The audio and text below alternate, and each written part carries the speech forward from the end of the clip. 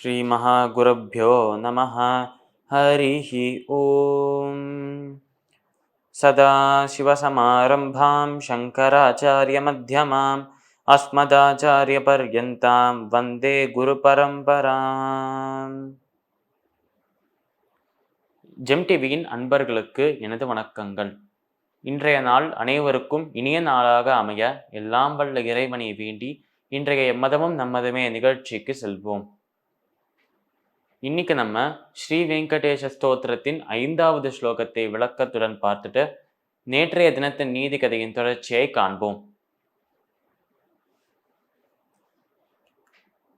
கலவேனுரவ வசகோபவது ஸ்மரகோட்டி விருதாத் ஸ்மரகோட்டி சமாத் பிரதிவல்லபிகாபி மதாத் சுகதாத் வசுதேவ சுதான்ன பரம் கலயே. இந்த ஸ்லோகத்திற்குண்டான விளக்கம்: கல வேணுரவ வசகோபவது. அதாவது இந்த ஸ்லோகம் நம்ம வெங்கடேஸ்வரனின், அதாவது பெருமாளின் அவதாரமாக இருக்கும் கிருஷ்ணரை போற்றிருக்கும் ஒரு ஸ்லோகம். அதனால் இந்த ஸ்லோகத்தில் நம்ம செய்யும் அந்த பிரார்த்தனையானது கலவேணுரவ வசகோபவது, அதாவது தன்னுடைய கரத்தில், தன்னோட கையில வச்சுட்டு இருக்கிற அந்த ஒரு புல்லாங்குழல், அந்த ஒரு ஃப்ளூட்டை வச்சுட்டு அந்த புல்லாங்குழலில் இருந்து வரும் அந்த ஒரு இசை, அதை வைத்துக்கொண்டு கோபியர்களை மயக்குகிறாராம் விஷ்ணு. அதனால் விஷ்ணுவின் அவதாரமாக இருக்கும் அந்த கிருஷ்ணர் அந்த புல்லாங்குழலை இசைக்கும் பொழுது, அதிலேருந்து அந்த இசையை உருவாக்கும் பொழுது அந்த ஒரு இசையானது நம்மளோட கோபியர்களின் நெஞ்சத்தை கவர்கிறதாம். அப்பேற்பட்ட நெஞ்சம் திருடப்பட்ட அந்த கோபியர்கள் கிருஷ்ணனை சுத்தியே எப்பயுமே இருப்பார் என்று இந்த ஸ்லோகத்தில் கூறுகிறோம்.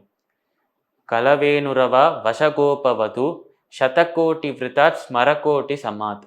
அதாவது இப்படி அனைத்து விஷயங்களையும் விட்டுட்டு, இந்த மாதிரி ஆத்துல என்ன வேலை இருந்தாலும் சரி, தன்னை பார்த்து கொள்கிற வேலையாக இருந்தாலும் சரி, அந்த மாடுகளை மேய்க்கிற அந்த வேலையாக இருந்தாலும் சரி, எந்த வேலையாக இருந்தாலும் சரி, அந்த கிருஷ்ணரின் புல்லாங்குழலின் இசை கேட்ட உடனேயே அனைத்து கோபியர்களும் அந்த வேலையை அப்படியே விட்டுட்டு நம்ம கிருஷ்ணனை நோக்கி வர ஆரம்பிச்சிடலாம், கிருஷ்ணனை நோக்கி ஓடி வருவாளாம்.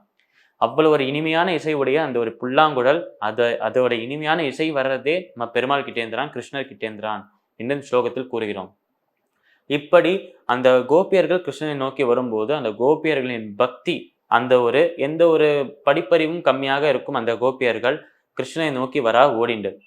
இப்படி கூப்பிட்ட உடனேயே, கிருஷ்ணர் அழைத்த உடனேயே, கடவுள் பரமாத்மா அழைத்த உடனேயே பக்தியோடு ஓடி வரும் அந்த கோபியர்கள், அவர்கள் செய்யும் அந்த பக்தி எப்படி இருக்கு தெரியுமா என்று ஒரு கம்பேரிசன், ஒரு ஒப்பிட்டு காட்டுகிறாராம் இந்த ஸ்லோகத்தில். இந்த கோபியர்களின் பக்தி எப்படி இருக்கு என்றால் சதகோட்டி விருத்தாத் ஸ்மரகோட்டி சமாத். அதாவது பல கோடி தடவை பிரார்த்தனைகள் செய்தாலும் சரி, பல கோடி முறை நம்ம விஷ்ணுவே, நம்ம பெருமாளை தியானம் செய்தாலும் சரி, அவ்வளவு கோடி முறை அந்த தியானமோ இல்லை பிரார்த்தனையோ செய்தாலும் இந்த கோபியர்களின் பக்திக்கு அது ஈடாகாது என்று அழகாக ஒரு கம்பேரிசனை கொடுக்கிறார் இந்த ஸ்லோகத்தில். அதனால் கோடி கோடி முறை அந்த பிரார்த்தனைகளை செய்தாலும், அவரை மனதில் நினைத்து கொண்டாலும், கூப்பிட்ட மாத்திரத்துல வந்துட்டு அந்த கோபியர்கள், அவர்களின் அந்த பக்தி, அவர்கள் சிம்பிளான அந்த ஒரு பக்தி அவ்வளவு பவர்ஃபுல், அவ்வளவு சக்தி வாய்ந்தது என்று ஸ்லோகத்தில் கூறுகிறார்கள். சதகோட்டி விருத்தாத் ஸ்மரகோட்டி சமாத் பிரதி வல்லவி காபி மதாத் சுகதாத் வசுதேவ சுதான்ன பரம் கலயே. அதாவது இப்பேற்பட்ட கோபியர்களின், அவர்களின் ஆசைகளை, அவர்களின் அந்த ஒரு என்ன ஒரு எண்ணமாக இருந்தாலும் சரி, என்ன ஒரு விஷாக இருந்தாலும் சரி, அனைத்து ஆசைகளையும் பூர்த்தி செய்கிறாராம் நம்மளோட கிருஷ்ணர். அதனால் அனைத்து ஆசைகள், அனைத்து எண்ணங்களையும் பூர்த்தி செய்கிறார் நம்மளோட கிருஷ்ணர். போன ஸ்லோகத்தில் பார்த்த மாதிரி கோபியர்கள் கேட்டதை விதவும் அதிகமாக தராராம் நம்மளோட கிருஷ்ணர். இப்படி கோபியர்களை சந்தோஷப்படுத்துகிற விஷ்ணர், வசுதேவரின் புதல்வனாக இருக்கும் வாசுதேவனான கிருஷ்ணர், இவரை தவிர, இந்த வசுதேவனின் புதல்வனான வாசுதேவனான கிருஷ்ணரை தவிர வேற எந்த தெய்வமும், சக்தி வாய்ந்த தெய்வம் கிடையாது. அவர்தான் சிறந்த தெய்வம், அவர்தான் சக்தி வாய்ந்த தெய்வம் என்று இந்த ஸ்லோகத்தில் போற்றுகிறோம். இந்த ஸ்லோகத்திற்குண்டான விளக்கம் இதுவே. இப்ப நம்ம நேற்றைய தினத்தின் நீதி கதையின் தொடர்ச்சியை காண்போம். நம்மளோட இந்த மோகஜித்தின் அந்த ஒரு உறவினர்களுக்கு, அந்த ஒரு குடும்பத்தினர்களுக்கு இந்த ஒரு செய்தியை சொல்றதுக்காக இந்த முனிவர் போறாராம். போயிட்டு சொல்லும்போது ஒரு உறவினரா, ஒரு வீட்டில் இருக்கும் குடும்பத்தினரா, இப்போ மோகஜித் இருக்கார், அவரின் மனைவி கிட்ட போனார். அதுக்கப்புறம் மோகஜித்தின் தந்தை, தாய் அவாகிட்ட போனான். அதுக்கப்புறம் அவரின் உறவினர்களாக இருப்பவர்கள், சொந்தக்காரராக இருக்கவா அவாகிட்ட போனான்.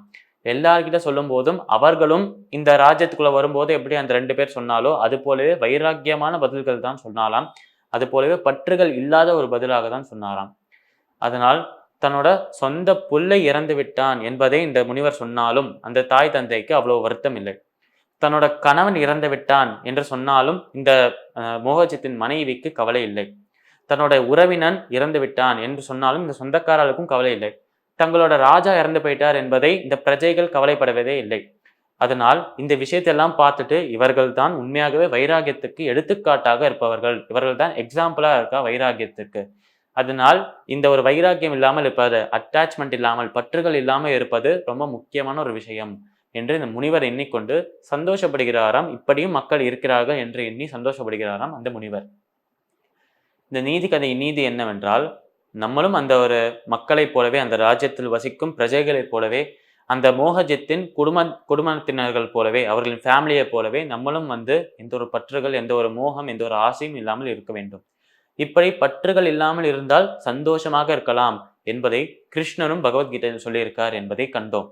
அதனால் எந்த ஒரு பற்றுகள், எந்த ஒரு கவலைகள், எந்த ஒரு ஆசைகளும் இல்லாமல் சந்தோஷமான வாழ்க்கையை வாழ வேண்டும். இந்த நீதி கதையின் நீதி இதுதான். மீண்டும் நாளை சந்திப்போம். நன்றி, வணக்கம்.